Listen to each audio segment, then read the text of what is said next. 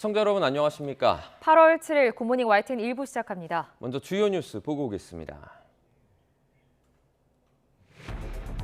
폭염과 열악한 시설 때문에 영국, 미국, 싱가포르 등 3개국 대표단이 조기 퇴영한 잼버리 행사에서 성범죄 논란까지 벌어졌습니다. 정치권에선 책임 공방이 이어지는 가운데 정부와 지자체가 지원에 적극 나서면서 현장은 점차 안정화되고 있습니다. 사상자 14명이 발생한 서현역 흉기 난동 사건의 피의자 최모 씨에 대한 신상 공개 여부가 오늘 결정됩니다. 최 씨는 범행 전 신림동 흉기 난동 사건을 인터넷으로 찾아본 것으로 드러났습니다. 잇따른 흉기 난동 사건 이후 SNS에 살인 예고글이 잇따르는 가운데 지금까지 54명이 붙잡혔습니다. 10대 청소년이 상당수를 차지했는데 경찰과 검찰은 심각한 범죄 행위로 규정하고 적극 구속 수사하기로 했습니다. 오늘도 곳곳에 열대야가 나타나고 한낮에도 서울과 대전이 36도까지 오르는 등 무덥겠습니다. 호우특보가 내려진 강원 영동 지역은 강한 비가 쏟아지고 있습니다. 오늘과 내일 전력 수요가 최고 수준에 달할 걸로 보이지만 수급은 안정적입니다. 6호 태풍 카눈이 일본을 지나 오는 10일쯤 부산 인근 해안에 상륙할 것으로 보입니다. 이번 주 중반부터 전국이 태풍의 영향권에 들면서 강한 비바람이 예상됩니다.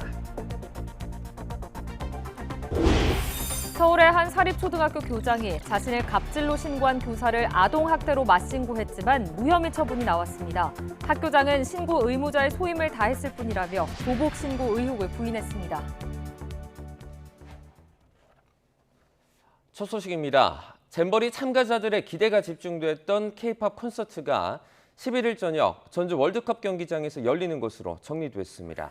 정부는 또 머드 축제와 템플스테이 등 전국 각지에서 한국 문화를 체험할 수 있는 프로그램도 추가했습니다. 김평정 기자입니다. 애초 6일 저녁 새만금 야외 특설 무대에서 열릴 예정이었던 K-팝 콘서트. 외국에서도 인기가 많은 K-팝 가수들이 대거 공연하기로 해서 세계 청소년의 축제인 새만금 잼버리에서 가장 큰 관심이 모였습니다. 그러나 계속되는 폭염으로 온열 환자가 급증하고 안전사고 우려까지 겹치며 날짜와 장소가 모두 바뀌었습니다. 오는 11일 전주 월드컵 경기장에서 열리는 것으로 변경됐고 출연진에도 변동이 있을 수 있습니다. 월드컵 경기장의 수용 관중 규모는 42,000명이며 관중석 88%가 지붕이 설치되어 있습니다. 비교 후에 적정 장소라는 판단을 내렸습니다. 이렇게 새만금 야영지 프로그램이 취소되거나 축소되는 가운데 전국 곳곳에선 스카우트 대원들이 참여할 관광 프로그램이 서둘러 마련되고 있습니다. 충남 보령 머드 축제와 경북 안동 도산서원, 전통사찰 템플스테이 등을 체험하는 90개 프로그램이 운영됩니다. 또 서울시는 광화문 광장의 물놀이 축제 기간을 15일까지로 연장하고 부산과 경북도 유명 관광지와 유적지를 둘러볼 수 있도록 돕습니다.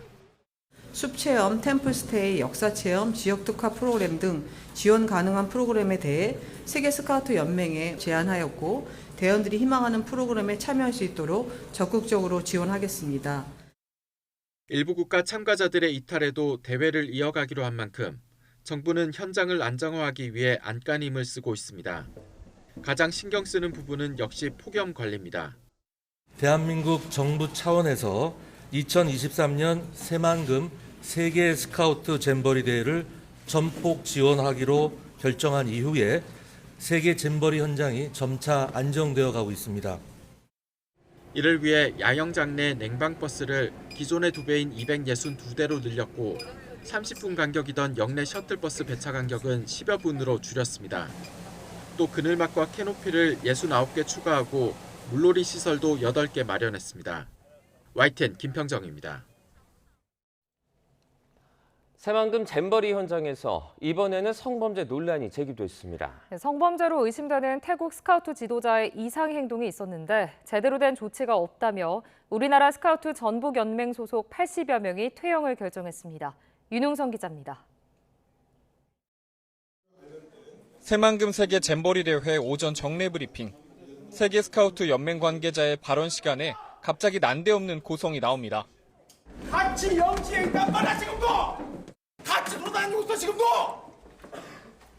그 성범죄자하고.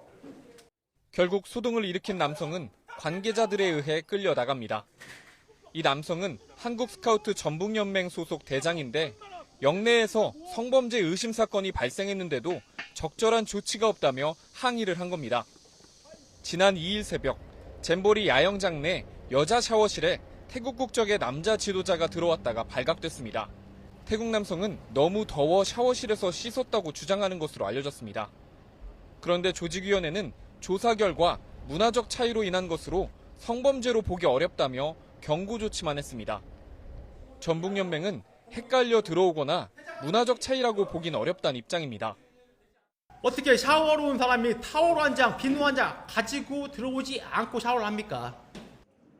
특히 당시 샤워실에서 해당 남성과 마주친 여성 대원들과의 분리 등 최소한의 기본 조치도 없다고 비판했습니다.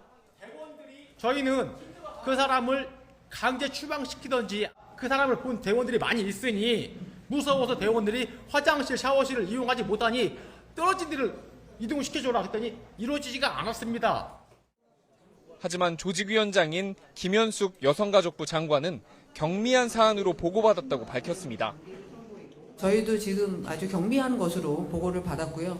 필요한 내용이 있다면 더 파악을 해서 경찰과 함께 신고를 받고 나중에 수사에 착수한 경찰도 성범죄 목적은 없는 것으로 1차 판단했습니다. 성적 목적의 침입은 어려울 걸로 지금 보여집니다. 그렇지만 다른 법률 검토를 지금 진행 중에 있습니다. 상황이 이렇게 되자 전북스카우트연맹 소속 대원과 지도자 80여 명은 잼버리 조직위의 대응을 강력 비판하면서 절차를 밟고 조기 퇴영했습니다. YTN 윤웅성입니다. 새만금 세계 스카우트 잼버리에서 영국, 미국, 싱가포르 등 3개국 대표단이 퇴영하면서 현장에는 150개국 3만 7천여 명이 남게 됐습니다. 가장 많은 4,400여 명이 참여한 영국 대표단은 야영지를 떠나 서울과 경기도 인근 호텔에 짐을 풀었습니다. 1,500여 명이 참여한 미국 대표단도 짐을 챙겨 야영지를 떠나서 경기 평택 미군 기지인 캠프 험프리스로 향했습니다. 전북 새만금을 떠나 서울에서 머무는 영국 잼버리 스카우트 대원들이 시티 투어 버스를 타고 야경을 감상했습니다. 대원들은 광화문과 한강, N서울타워를 감상하면서 색다른 추억을 만들었습니다. 김다연 기자가 전해드립니다. 영국 잼버리 스카우트 대원 150여 명이 서울 시티 투어 버스를 타기 위해 줄을 섰습니다.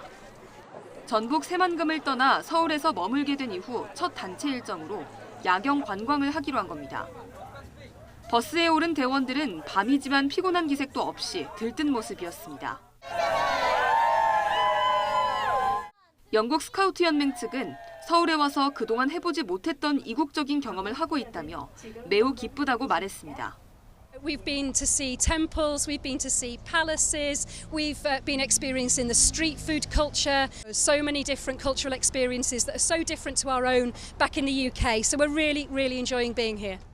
다만 잼버리에서 있었던 일들에 대해서는 언급하고 싶지 않다며 인터뷰를 피했습니다. 광화문을 출발해 한강을 가로지르며 야경을 감상하는 일정. 대원들은 생소한 풍경을 눈으로도 담고 사진으로도 남겼습니다. 이어폰으로 해설을 들으며 서울의 역사를 공부하기도 했습니다. 야경 관광의 하이라이트는 서울 시내가 한눈에 내려다 보이는 N서울타워였습니다. 대원들은 반짝거리는 야경에서 눈을 떼지 못했고 타워를 배경으로 단체 사진도 찍으며 추억을 남겼습니다. 이후 버스는 남대문 시장과 청계광장을 거쳐 다시 광화문으로 돌아오며 1시간여의 관광을 마쳤습니다. 이동 과정에서 대원들을 태운 버스 한 대가 접촉사고를 당하기도 했는데 다행히 부상자는 없었던 것으로 전해졌습니다. 서울시는 앞으로도 희망하는 스카우트 대원들에게 시티 투어 버스를 소개하고 홍보하겠다고 밝혔습니다. 또 한강공원에서 야영할 수 있도록 지원하거나 관광시설 추가 할인이 가능한지도 검토하겠다는 방침입니다. YTN 김다현입니다.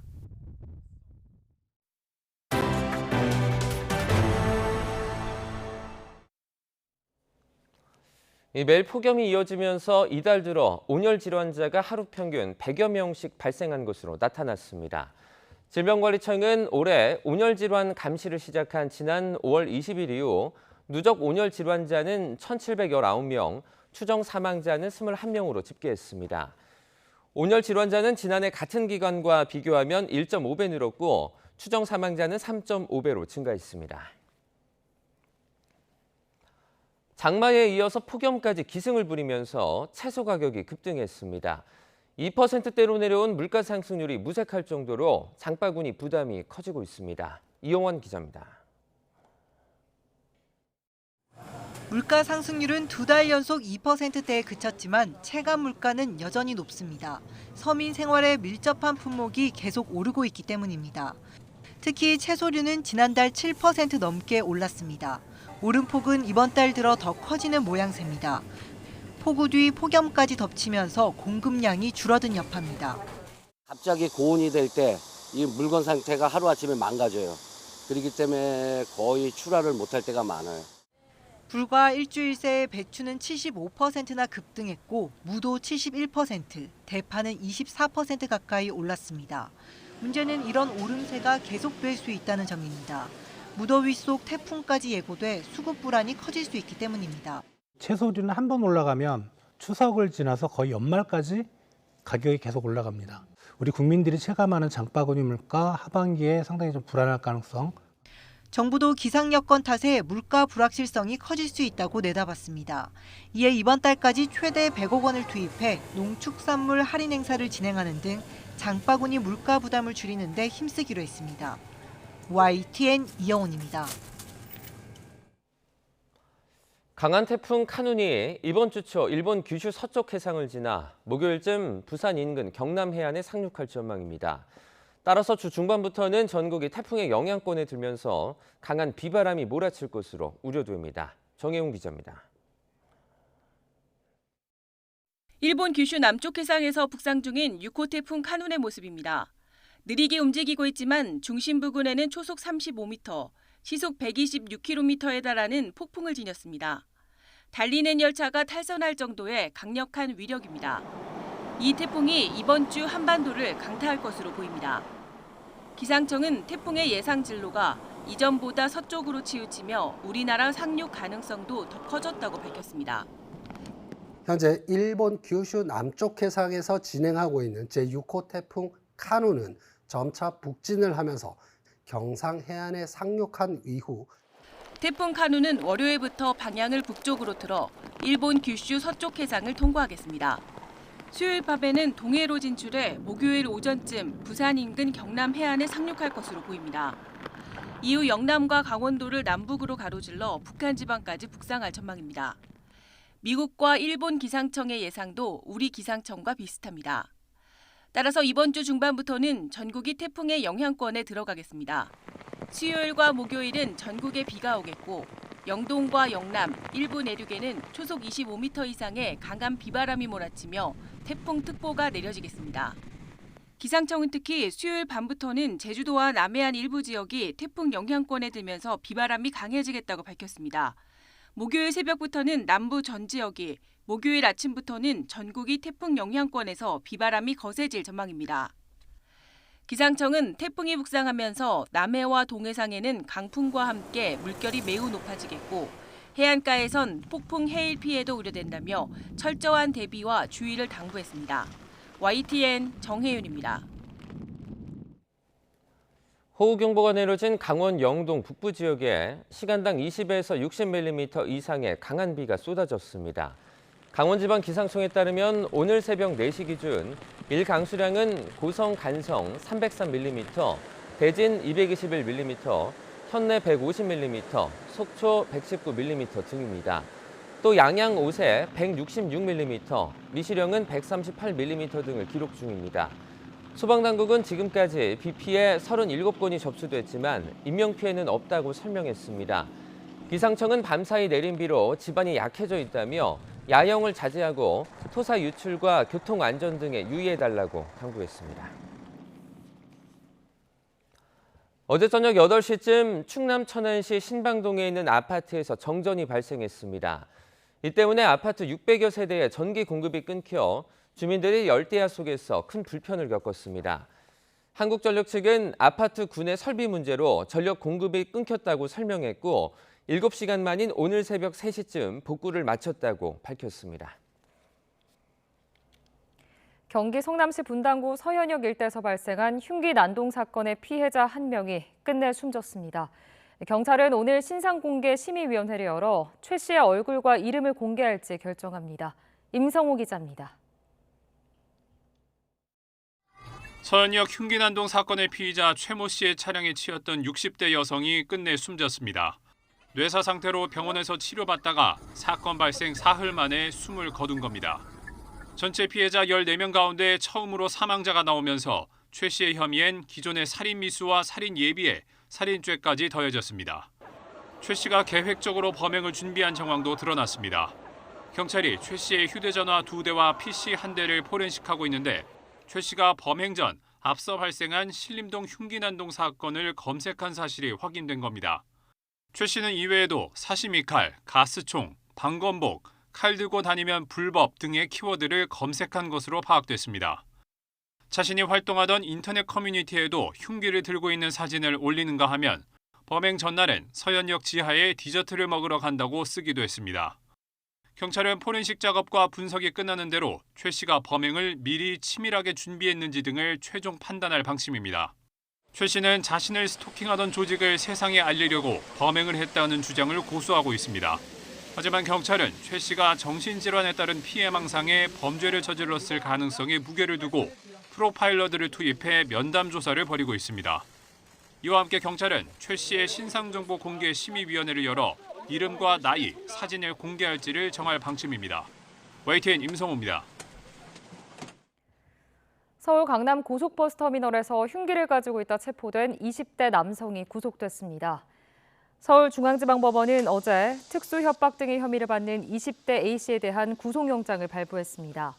A씨는 지난 4일 서울 서초구 고속버스터미널에서 흉기 2점을 들고 다닌 혐의로 붙잡혔는데 범행 당일 새벽엔 경찰관을 살해하겠다는 내용의 글을 SNS에 올린 것으로 조사됐습니다.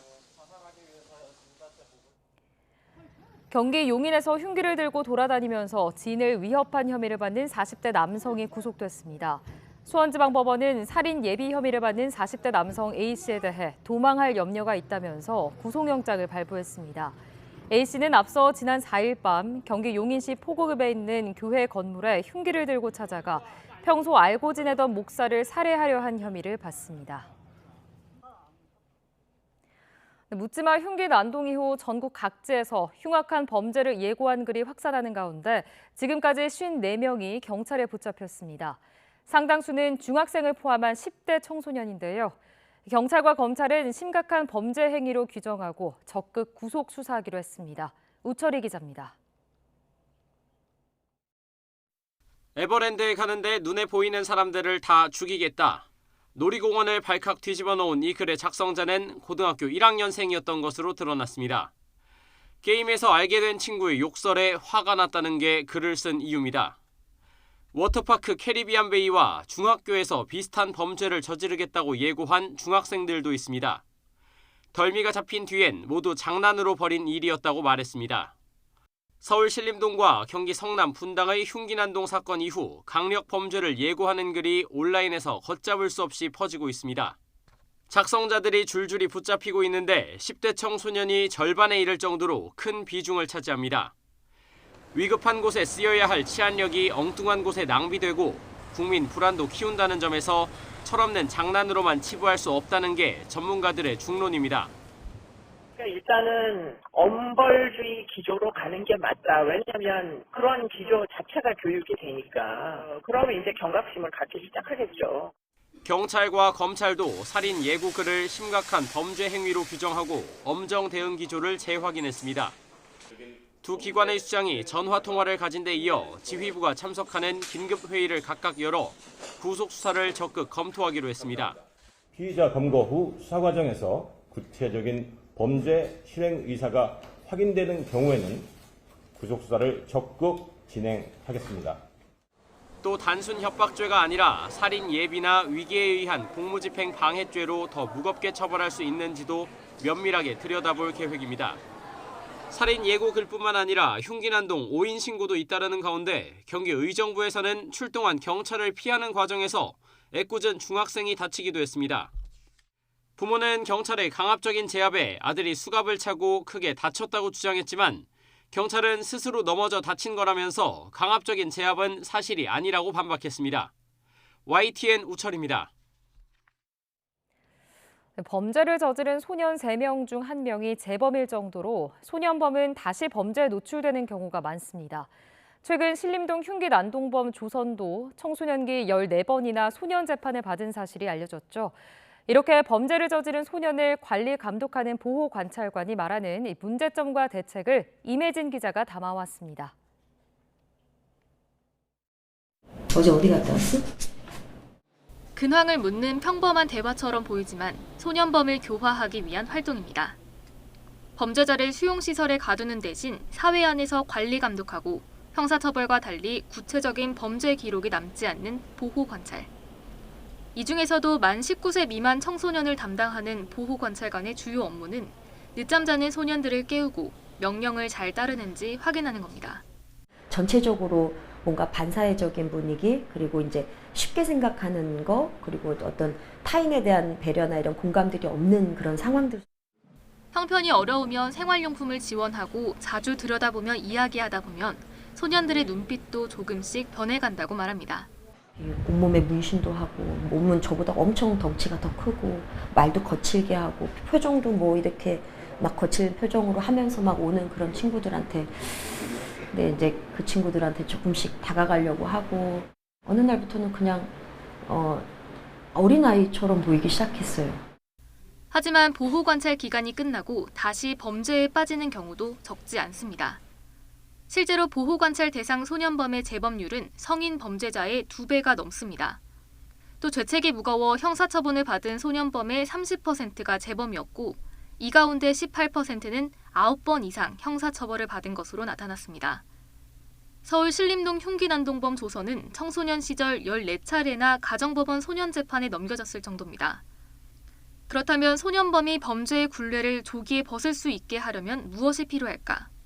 우리가 이제 한 아이를 두고 학교와 가정과 뭐 주변 지역사회 뭐 여러 가지를 다 관여를 해야 되다 보니까 50명, 60명을 관리하면서 한 명 한 명에게 모든 초점을 맞추기가 사실 어려운 부분도 있고.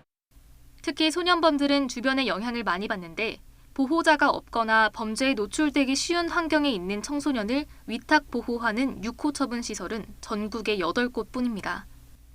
또 판결이 내려지기까지 길게는 1년쯤 기다리는 동안 소년범들이 사실상 방치된다는 비판도 나옵니다. 어렸을 때 한 번의 잘못이 더 큰 범죄로 이어지지 않도록 제도 개선이 필요하다는 지적입니다. YTN 임혜진입니다.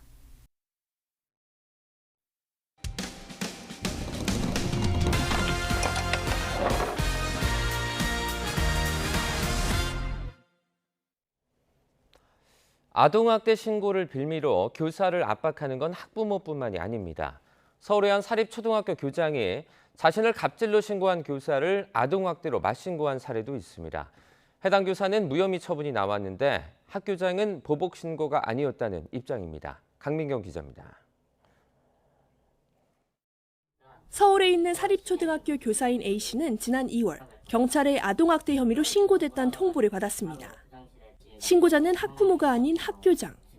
A씨가 지난해 담임을 맡았던 6학년 학생들을 상대로 욕하고 목을 조르거나 때렸다는 게 신고 내용인데 A씨는 억울하다는 입장입니다. 화장실을 어지럽히지 말고 좀 잘 사용하자 하고 이제 얘기를 하고 잘해보자 하고 이제 어깨를 토닥였는데 학생들은 자기들을 막 헤드락을 걸었다라고 이제 막 학교장한테 가서 이제 그대로 얘기를 하고. 그러면서 학교장이 연가 사용을 방해하고 조퇴하려면 임신하라는 식으로 막말했다는 신고서를 지난 1월 서울시 교육청에 냈던 게 화근이 된 것 같다고 의심합니다. 교장이 이른바 보복 신고를 했다는 겁니다. 교장이 이미 알고 있었던 사실을 왜곡해 뒤늦게 신고했다며 방학에 몇몇 학생만 불러서 A씨에 대한 부정적인 답변을 유도한 정황도 있다고 주장합니다. 방학 때 캠프 때 이제 그 설문조사를 한 친구들 얘기를 들어보면 이제 제가 학생들한테 했던 행동들을 뭐 마음에 안 드는 것들을 뭐 다 적어라 라는 그런 식의 설문조사였다고 해요. 이 가운데 일부는 교사에게 공공연히 거친 말을 하는 등 평소 생활 지도가 어렵던 학생들이라고 A씨는 설명합니다. 또 가만히 있으니까 막 저거 선생님 그 쌤 쳐 읽고 있는 거냐 뭐 이런 식으로 얘기를 하더라고요. 지난 6월 경찰은 A씨에 대해 혐의 없음 결론을 내렸습니다. 더 적절한 훈계를 할 수도 있었겠지만 학생을 고의로 학대한 정황은 찾을 수 없다는 겁니다. 이어 피해자격인 학생과 학부모들이 진술을 거부해 교장 주장만으로는 아동학대를 확인할 방법이 없다고 덧붙였습니다. 학교장은 입장을 묻는 YTN의 질의에 신고 의무자의 소임을 했을 뿐이라며 보복 의혹을 부인했습니다. 지난해 10월 학부모 투서를 계기로 A씨에 대한 반 전체 설문조사와 학부모 상담을 했고 여기서 아동학대 정황이 포착돼 신고했다고 해명했습니다. 다만 아동학대 정황을 포착한 즉시 신고하지 않은 이유를 묻자 그때는 신고가 의무인지 몰랐다고 답했습니다. 교장은 또 A씨에게 폭언한 적도 없다고 반박했습니다. 하지만 A씨가 이유 없이 조퇴하려 해 반대했고 아이를 낳으면 마음대로 육아 조퇴를 할 수 있다는 식의 발언은 했다고 인정했습니다. YTN 강민경입니다. 더불어민주당 전당대회 돈봉투 의혹과 관련해 검찰이 법원에서 일부 의원 실명을 거론했다는 보도가 나오면서 해당 의원들은 물론 지도부에서도 근거가 없다고 일축했습니다. 반면에 여당에서는 성역 없는 수사를 촉구하며 이재명 대표를 겨냥해 불체포 특권 포기 서명에 동참하라고 압박하고 나섰습니다. 이준엽 기자입니다. 민주당 전당대회 돈봉투 의혹에 연루돼 구속된 윤관석 의원. 윤 의원 영장실시심사에서 검찰이 이번 사건에 연루된 일부 의원의 실명을 추가로 거론했다는 언론 보도가 나오며 파문이 일었습니다. 보도에 언급된 의원들은 한 목소리로 본인은 돈봉투를 받지 않았고 받을 수도 없다고 반발하며 법적 대응 의사를 내비쳤습니다. 지도부 역시 더는 내로남불과 온정주의를 되풀이하지 않겠다는 원칙을 내세우면서도 검찰의 언론 플레이를 비판했습니다. 우리 당 의원들의 뭐 실명을 특정했느냐 말았느냐 하는 얘기들은 다 확인이 안 된 그런 얘기들이라고 분명한 증거가 있을 때 얘기를 하기를 저는 다시 한번 말씀을 드리고 반면 여당은 성역 없는 수사를 촉구하며 공세에 더욱 고삐를 주었습니다. 특히 김기현 대표는 이재명 대표를 향해 부정부패 범죄에 대한 수사도 야당 탄압이라고 우기면서 버틸 작정이냐며 불체포 특권 포기 서약을 압박하고 나섰습니다. 지금이라도 늦지 않았습니다. 김기현 대표의 제안대로 불체포 특권 포기 서약서에 함께 서명하면 될 것입니다. 윤관석 의원의 구속으로 수사가 탄력을 받을 것이라는 관측 속에 다른 의원으로의 수사 확대는 물론 전국에 미칠 영향에 대해서 여야가 촉각을 기울이고 있습니다. YTN 이준엽입니다.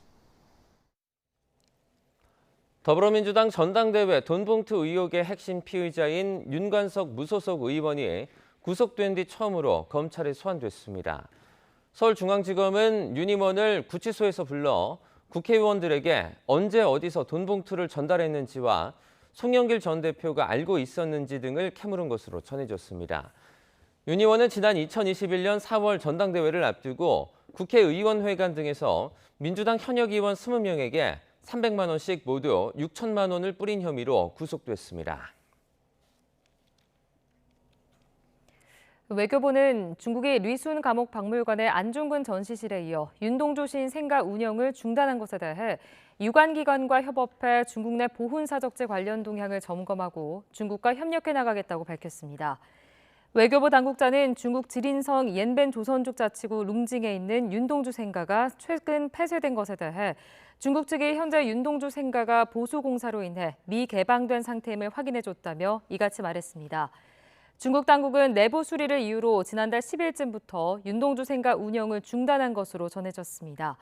앞서 랴오닝성 다롄의 리순 감옥 박물관 내 안중근 의사 전시실도 보수 공사를 이유로 2달 넘게 잠정 폐쇄된 상태입니다.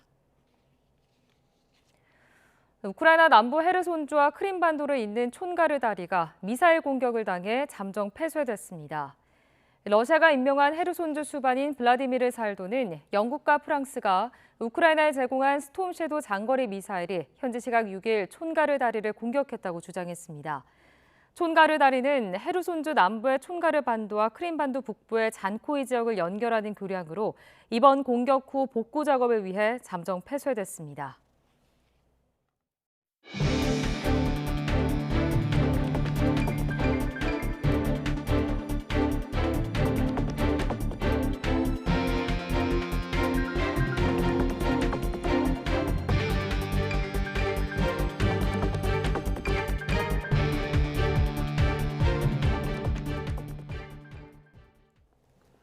새만금 잼버리에서 영국 대표단이 철수를 시작하는 데 이어 미국 대표단도 행사장을 떠났습니다. 행사장을 떠난 것으로 알려졌던 싱가포르 대표단은 낮에는 다시 복귀해 프로그램을 이어가는 등 이른바 출퇴근 잼버리 참여를 하고 있습니다. 오태인 기자입니다. 새만금 간적지에 마련된 스카우트 야영장. 미국 국기인 성조기가 꼽힌 곳이 아침부터 분주합니다. 텐트를 걷고 짐을 싸고 이동 준비가 한창입니다. 짐을 싣고 신분 확인 절차를 마친 뒤 버스에 오릅니다. 미국 대표단이 향한 곳은 평택 미군기지 캠프 험프리스. 새만금 잼버리에 참가한 1,500여 명이 오후까지 모두 행사장을 벗어났습니다. 전날 맨 처음 철수를 시작한 영국 대표단 나머지 일행도 야영지를 떠났습니다. 참가 인원이 많아 3일에 걸쳐 서울과 경기 지역 호텔에 새 둥지를 틀 예정입니다. 야영장을 떠났던 싱가포르 대표단은 낮에 다시 잼버리 행사장을 찾았습니다. 대전에 있는 수자원공사 인재개발원에서 하루를 묵고 기력을 회복한 뒤 행사장에서 다른 나라 대원들과 소통의 시간을 가진 것으로 알려졌습니다. 싱가포르 대표단은 인재개발원에 숙소를 두고 수자원 시설 견학과 문화 행사를 이어가면서 필요하면 새만금 여행장에도 들을 예정입니다. 이른바 출퇴근 잼버리 참여입니다. 정부와 K워터가 관심을 가져서 잼버리 일정을 수호할 수 있도록 지원해 주셔서 감사하다. 그리고 수자원 시설하고 문화 관광 프로그램을 체험할 수 있어서 너무 즐겁다. 이런 얘기를 합니다. 영국과 미국 대표단의 이탈로 잼버리에 남은 인원은 이제 37,000여 명으로 다소 줄었습니다. 10일간의 대회 기간 가운데 절반이 지난 새만금 잼버리. 정부의 전폭적인 지원이 시작됐지만 말도 많고 탈도 많은 이번 행사에 남은 일정이 순탄하게 진행될지는 조금 더 지켜봐야 할 것 같습니다. YTN 오태인입니다. 어제로 예정이 됐던 잼버리 K-팝 콘서트는 연기됐고 장소도 바뀌었습니다. 퇴영일은 오는 11일 저녁 전주 월드컵 경기장에서 열립니다. 정부의 브리핑 내용 직접 들어보시죠. 대원들은 다세가량 불볕더위에 노출된 몸 상태가 됩니다. 이런 속에서 공연장은 시작과 동시에 4만 대원들의 격렬한 환호와 함성으로 2시간 진동할 것입니다. 이는 온열 질환 발생 등 건강에 악영향을 줄 수 있는 조건입니다. 안전 관리에도 어려움을 배가시킵니다. 콘서트의 장소와 날짜를 변경하고 재구성하는 게 불가피하다는 판단과 결론을 심사숙고해 내렸습니다. 전북 현대축구단의 홈 경기가 예정되어 있었습니다만은 그 홈 경기를 다른 구장으로 옮겨서 지금 경기할 수 있도록 협조를 해주셨습니다. 전북 현대구단에 진심으로 감사드립니다. 오유경 식품의약품안전처장은 어제 전북 새만금 잼버리 행사장을 직접 찾아 식음료의 위생 안전 상태를 점검하고 식중독 등 식품 안전사고 예방에 만전을 기하라고 지시했습니다. 오 처장은 식당 관계자와 검사관은 식재료 검수를 강화하고 냉장 창고의 온도 관리를 철저히 하는 등 식음료 안전 관리에 총력을 다해달라고 말했습니다. 요즘처럼 푹푹 찌는 폭염 탓에 시원하고 쾌적한 곳을 찾으시는 분이 많으시죠. 더위에 지친 분들을 위해서 은행이 도심 속 피서지 역할을 톡톡히 하고 있습니다. 엄윤주 기자가 직접 다녀왔습니다. 서울 영등포동에 있는 한 은행 점포. 어르신들이 모여 이야기꽃을 피우고 있습니다. 시원한 에어컨 바람에 물과 주전부리까지 작은 카페나 다름이 없습니다. 들어와서 앉아서 쉴 수도 있고 이제 거래하는 은행이니까 더 좋지. 이런 데는 되게 조용하잖아요. 이제 우리끼리 앉아서 얘기도 하고. 그냥 아무 때나 올 수도 있고 물도 주고 커피도 주고 커피집 가면 돈도 드는데 그냥 공짜. 시원하고 그냥 무조건 좋아. 그냥. 은행 업무를 보지 않아도 마음껏 이용할 수 있는 무더위 쉼터입니다. 코로나19 당시 인원 제한 탓에 중단했는데 기록적인 폭염이 기승을 부리자 3년여 만에 다시 문을 연 겁니다. 생수랑 시원한 에어컨도 바탕으로 이제 여름나기를 응원하기 위해 만들게 되었습니다. 잠깐 방문해서 더위를 식힐 수 있도록 이제 이용을 하고 있어서 굉장히 이제 편하다라고는 이제 좋다는 반응을 많이 이제 얻고 있고요.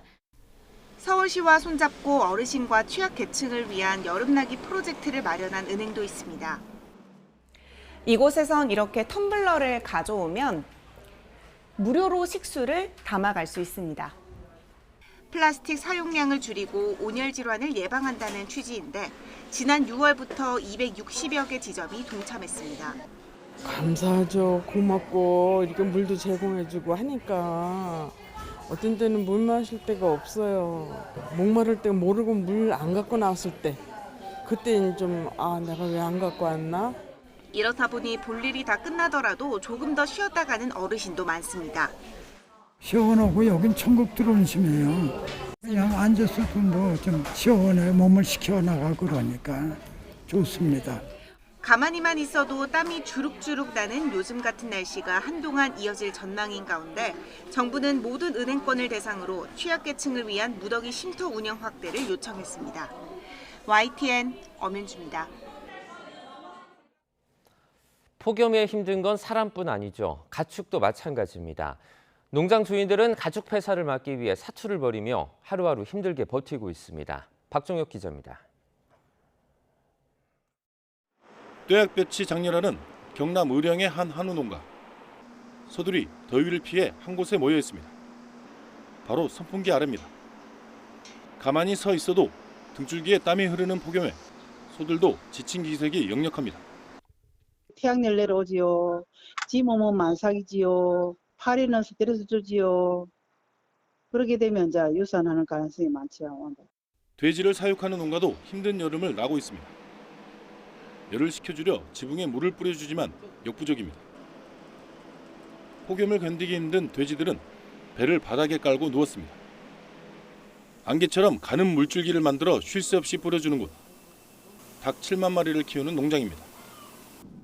땀샘이 발달하지 않은 데다 깃털에 있는 닭들은 30도가 넘는 폭염을 견디기 어렵습니다. 저희 농장 같은 경우는 여기에서 더 이상 온도를 낮출 방법은 전무합니다. 사실은 없고 이렇게 되면 섭취량이 줄어들기 때문에 저희가 밥통에 영양제와 물을 섞어서 뿌려주게. 일반적으로 가축은 기온이 28도 이상 오르면 식욕이 떨어지면서 성장도 더뎌집니다. 심하면 폐사에 이를 정도인데 이미 올여름 전국에서 가축 15만 마리 이상이 폐사했습니다. 가축 폐사를 막기 위해 안간힘을 쓰는 농민도, 생존하려는 가축들도 지속되는 폭염에 지쳐가고 있습니다. YTN 박종혁입니다. 중국은 기록적인 폭염과 홍수에 이어 강진까지 발생하며 자연재해로 몸살을 앓고 있습니다. 폭우가 쏟아진 지역은 현재 복구가 한창인데요. 남부와 북부 모두 다시 폭염이 예보됐습니다. 보도에 김태현 기자입니다. 새벽 2시 30분쯤 산둥성 핑유안현 일대가 흔들립니다.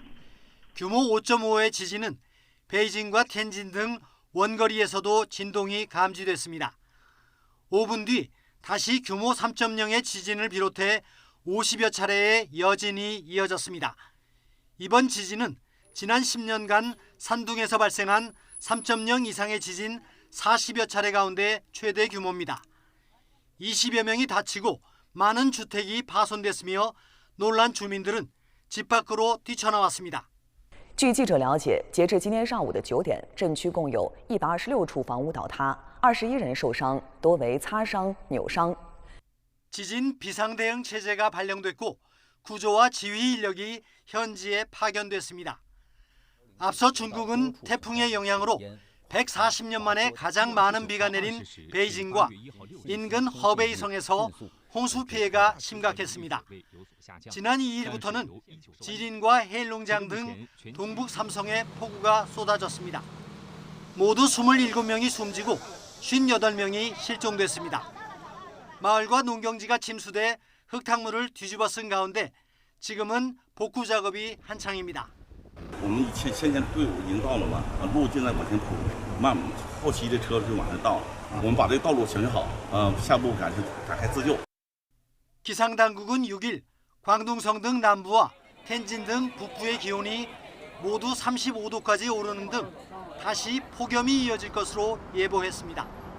YTN 김태현입니다. 네, 정부는 지하주차장 철근 누락이 확인된 LH 아파트 15곳에 대해 다음 달까지 보강 공사를 완료할 계획입니다. 이런 가운데 공정거래위원회가 문제의 아파트 단지 시공사들이 하도급 업체에 공사 대금을 제대로 줬는지 조사에 나섭니다. 이동호 기자가 취재했습니다. 설계 단계 오류로 인해 154개 주차장 기둥 모두에 보강 철근이 누락된 경기도 양주의 한 LH 아파트. 수평 기둥인 보호 없이 수직 기둥이 직접 슬래브를 지탱하는 무량판 구조여서 기둥 주변에 하중이 집중되다 보니 철판을 덧대 보강 공사를 벌이고 있습니다. 또 철골 기둥을 새롭게 설치하는 작업도 벌이고 있습니다. 이 현장에서는 25개 기둥이 신설됩니다. 기둥만 25개고 저 보강은 계속 전체적으로 다 보강을 하고. 저는 개인적으로 이제 무량판을 쭉 연구하고 공부하고 관심 있는 또 국민 중에 하나인데 충분히 저는 개인적으로는 잘 보안 시공이 마무리되는 것이지 않느냐 이렇게 판단합니다. 정부와 LH는 철근 누락이 확인된 15개 LH 아파트 단지에 대한 보강 공사를 다음 달까지 마무리한다는 방침입니다. 콘크리트 학계를 비롯한 이 세계적인 학계에서 승인하는 그런 방법에 의해서 최대한 빠른 시간 내에 보강 조치를 마치도록 하겠습니다. 이런 가운데 공정거래위원회가 15개 단지 시공사들이 하도급 업체에 공사 대금을 제대로 줬는지 조사에 나섭니다. 대금을 제때 주지 않아 부실 설계와 시공을 초래했을 가능성을 염두에 둔 것으로 풀이됩니다. 공사 대금을 주지 않거나 법정 지급기일을 넘어선 지급, 부당한 가맥, 부당한 비용 전가 등의 하도급법 위반 행위가 있었는지 등을 들여다볼 예정입니다. 조사 대상 시공사에는 DL건설, 대보건설, 삼한기업, 이수건설 등 인지도 있는 기업이 다수 포함됐습니다. 이들 가운데 일부 건설사는 하도급법 위반으로 공정위 제재를 받은 이력이 있는 것으로 파악됐습니다. YTN 이동호입니다. 8월 7일 월요일 미리 보는 오늘입니다. 무더위로 새만금 세계 스카우트 잼버리에서 일부 국가가 이탈한 가운데 외교부가 이르면 오늘 주한 외교단을 다시 초청해 정부의 대응 조치 등을 설명합니다. 앞서 외교부는 오영주 2차관을 반장으로 TF를 구성하고 24시간 체제로 잼버리 조직위와 협력하며 주한 외교단과의 소통을 지원하고 있습니다. 사상자 14명을 낸 서현역 흉기 난동 사건 피의자 신상 공개 여부가 오늘 결정됩니다. 경기 남부경찰청은 오늘 오후 2시 살인과 살인 미수 등의 혐의를 받는 20대 최 모 씨에 대한 신상정보 공개위원회를 열어 얼굴과 이름을 공개할지 결정합니다. 신상 공개가 결정되면 이름과 나이, 사진이 공개되는데요. 본인이 거부하면 현재 모습은 드러내지 않을 수 있습니다. 폭염이 이어지는 가운데 전력 수요가 오늘 최고조에 달할 걸로 보입니다. 산업통상자원부는 오늘과 내일 이틀에 걸쳐 우리나라 전력 수요가 각각 92.9기가와트로 최고 수준에 달할 걸로 내다봤습니다. 공급 능력에서 최대 전력을 뺀 예비력은 10기가와트 이상을 유지해 전력 수급은 안정적일 걸로 예상했습니다. 6호 태풍 카눈이 오늘 방향을 급격히 틀어 북진할 예정입니다. 이에 따라 목요일 오전에는 부산 인근 경남 해안에 상륙해 영남과 강원도를 지날 걸로 보여 비바람 피해가 우려됩니다. 기상청은 강한 세력을 지닌 태풍 카눈의 진로가 애초 예상보다 조금씩 서쪽으로 치우치는 경향을 보이고 있다고 설명했습니다.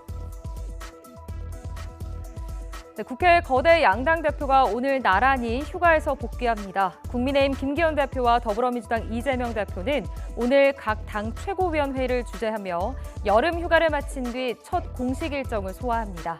지금까지 미리 보는 오늘이었습니다.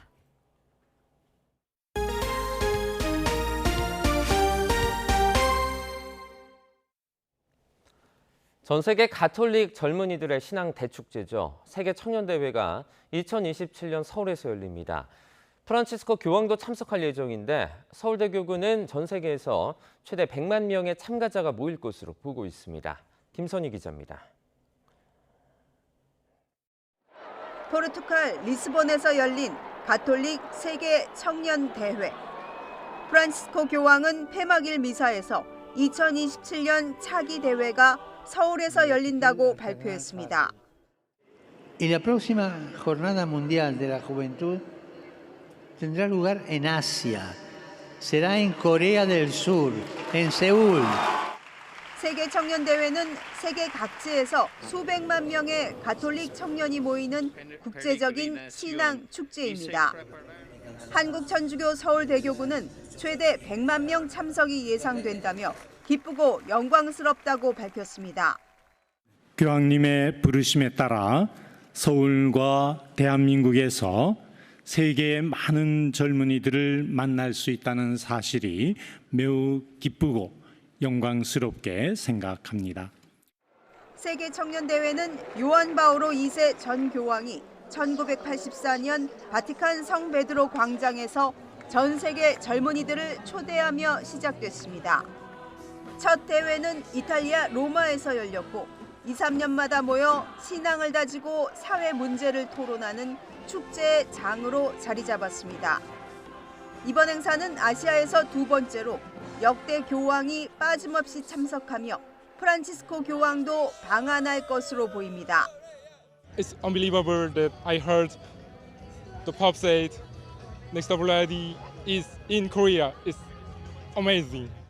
최단 기간 많은 외국인이 방한해 한국 교회와 문화를 세계에 알리는 좋은 기회가 될 것으로 기대됩니다. 경제 효과만 약 8천억 원이 예상되고 생산적인 측면에서도 최대 1조 5천억 원의 효과가 예상됩니다.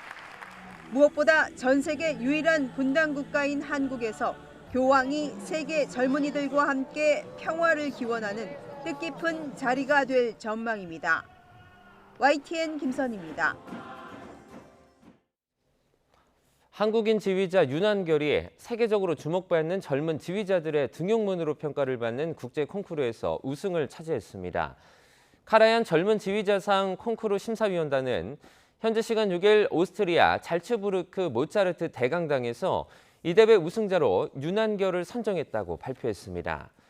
헤르베르크 폰 카라얀 협회와 오스트리아의 세계적인 클래식 축제인 잘츠부르크 페스티벌이 마련한 이 콩쿠르는 젊은 지휘자들이 한 번쯤은 결선 무대에 오르기를 꿈꾸는 대회로 평가받고 있습니다. 그룹 방탄소년단 정국의 솔로곡 세븐이 세계 최대 음원 스트리밍 플랫폼인 스포티파이 주간 차트에서 3주 연속 1위를 지켰습니다. 소속사 빅히트뮤직은 스포티파이가 7월 28일부터 8월 3일까지 집계한 위클리 톱송 글로벌에서 세븐이 3주 연속 1위에 올랐다고 밝혔습니다. 세븐은 한국 솔로 아티스트의 작품으론 처음으로 스포티파이 글로벌 데일리 차트에 1위로 진입해 14일 연속 정상을 지키고 있습니다. 영국에서 울타리가 쳐지지 않았는데도 정해진 구역을 벗어나지 않으며 풀을 뜯는 소들이 있습니다. 목에 걸린 특별한 벨 때문이라고 하는데요. 류재용 기자가 전해드립니다. 영국 잉글랜드 서부의 산악 목초지에서 소들이 드러누워 쉬거나 풀을 뜯고 있습니다. 그런데 목초지를 둘러싼 어느 곳에도 울타리는 보이지 않습니다. 그래도 소들은 일정한 구역을 함부로 벗어나 풀을 뜯을 수는 없습니다. 벗어나려 하면 바로 목에 건 벨이 울리면서 일종의 가상의 울타리 역할을 하기 때문입니다. Once the cow hears that it realizes that I'm getting to the edge of my boundary, and they just kind of turn back into the grazing unit and carry on. 이게 가능한 것은 이 벨에 위성으로 위치를 파악하는 GPS 칩이 결합돼 있어서입니다. 관리자가 휴대전화 GPS 벨 앱을 통해 소가 풀을 뜯을 구획을 그때그때 설정하고 소가 여기를 벗어나면 곧바로 경고벨이 울리도록 한 시스템입니다. 그런데 이런 시스템을 도입한 것은 소가 도망가는 것을 막기 위한 게 아닙니다. 이 지역은 고대 산림지대인데 400년 된 너도밤 나무를 비롯해 이곳에 형성된 미세 생태 환경을 보호하기 위해서입니다. What we want to provide is a continuity of those trees. They themselves were created through grazing regimes, and we are now implementing a future of grazing regimes. So those GPS 벨은 휴대전화 하나로 특정 구역을 설정해 가축을 관리할 수 있기에 농작물을 보호하면서 풀을 뜯게 하는 등 목축 농가에서는 여러 용도로 활용될 수 있을 것으로 보입니다. YTN 류재웅입니다. 프로야구 롯데 자이언츠가 SSG 랜더스를 상대로 팀 노히트 노런을 달성했습니다. KBO 리그 역대 세 번째 기록입니다. 보도에 이재은 기자입니다. 롯데 선발 윌커슨이 7회까지 단 한 개의 안타도 내주지 않고 마운드를 지킨 뒤 8회 올라온 구승민이 깔끔하게 이닝을 마무리합니다. 김원중이 뒷문을 굳게 잠그면서 SSG의 1대0 승리를 거둔 롯데. 무안타 무실점으로 팀 노히트 노런을 달성했습니다. KBO 리그에서 팀 노히트 노런이 나온 건 세 번째입니다. I felt pretty good. I was able to throw all my pitches for strikes, establish strike zone early, and just kind of keep the defense in the game, and was able to pull out a win. 뜨거운 관심을 모은 라이벌 문동주와 김도영의 프로 첫 대결에서는 문동주가 웃었습니다. 첫 타석에서 김도영의 잘 맞은 타구는 유격수 글러브에 그대로 빨려 들어갔고 이후 뜬공과 볼넷을 기록했습니다. 고영표와 곽빈의 투수전이 펼쳐진 KT와 두산 경기는 KT의 승리로 끝났습니다. 10승 빠르게 달성해서 개인적으로도 기분 좋지만 이제 꾸준히 7이닝, 6이닝 던지는 게 저한테는 더 기분 좋은 것 같아요.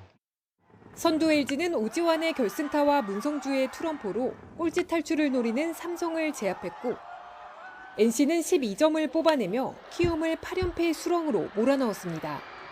YTN 이지은입니다.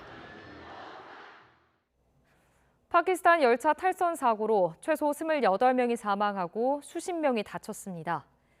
파키스탄 일간 돈 등에 따르면 현지 시간 6일 파키스탄 남부 신드주 카라치에서 펀자브주 라왈핀디로 향하던 급행 열차가 신드주 나와부샬 사르하리 기차역 부근에서 탈선했습니다.